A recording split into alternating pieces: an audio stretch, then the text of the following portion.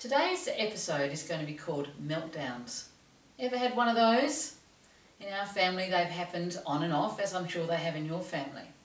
There's two ways that people have meltdowns. Some people explode. They get angry, they could even throw things, they get loud, but they're really frustrated. Other people implode. They get quieter and quieter and withdraw, and they're very, very unavailable. Last week we were talking about the bigger picture. What on earth is going on for all of us? We're trying to get from A to B and we can't get there, and it's really challenging us. And some of the conclusions that I was talking about with you was that it's about understanding living in the now, changing our focus, not having to prove ourselves, really getting back to our innate worth, knowing that we're more than enough as we are, and all we need to do is just be as loving to ourselves and others in the moment. Now that's not all that easy to do in this day and age. We're all going through a time of tremendous change, and I'm talking collectively as well as individually. With that transformation, our beliefs are getting challenged. Things aren't happening exactly as we want. A client told me a great story the other day, which you may relate to. This person has been under work stress for a very long time. For 11 months it's been like the screws have been going in and in and in. And every now and then he falls apart, but basically has been learning how to be flexible, patient and trust, which are probably the lessons that are there. However, Friday came. Hadn't had a lot of sleep that week. His wife had been very ill and he was stressed.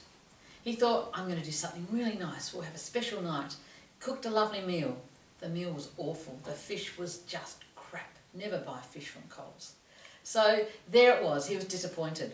And then he thought, right, let's sit down. They're going to sit down and watch the football together, something they love to do. Bloody Channel 7 wasn't working. He didn't know what was wrong. This man has Mars. That's one of his personality types. He started to get very frustrated. He thought he'd fix the TV. As he fixed the TV, none of the channels worked. And an hour and a half later, this man's ready to kill someone. Now, what do you do when someone has a meltdown?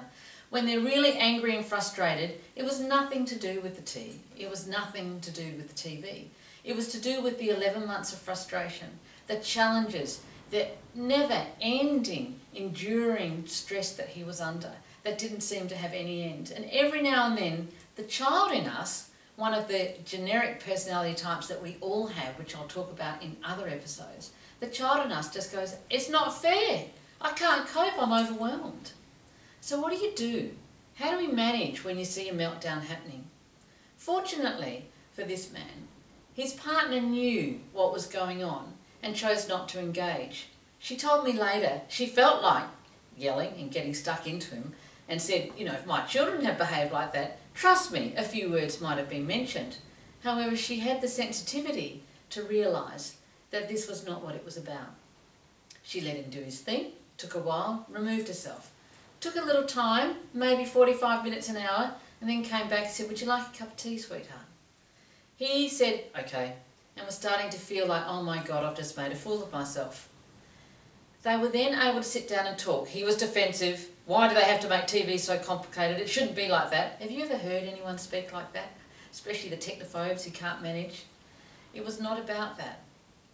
After a little while, apparently he just dropped it all together and said, you know, this is how I'm feeling, and just released all the emotion of what had been there for the last 11 months. This became a moment of great intimacy for the couple. Instead of being one where they could have clashed, had a power struggle, butted heads, been really angry, I don't appreciate you speaking like that, behaving like that. Unconditional love is where you're able to love the person when they're in their shadow. You're able to recognise their pain, recognise when they're overwhelmed, and not buy into it. Think about it for you. When you've been stressed and overwhelmed, how would you like others around you to respond to you? Do you want them to listen, to not engage, and to have the patience to find out what's going on underneath? This couple were then quieter and resolved to do things a lot more gently that weekend because they were obviously stressed to the max, and this had some very beneficial results. We're all going to have some meltdowns. Do not expect that life is going to be smooth. We are all being challenged. Our beliefs are being challenged. And when that happens, every now and then we get frustrated. I would recommend to you that when you have a meltdown, know what's going on and say, I feel like losing it right here. I think I need some support, or I need some time out. Or if you see your partner or family having a meltdown, Don't buy into the surface.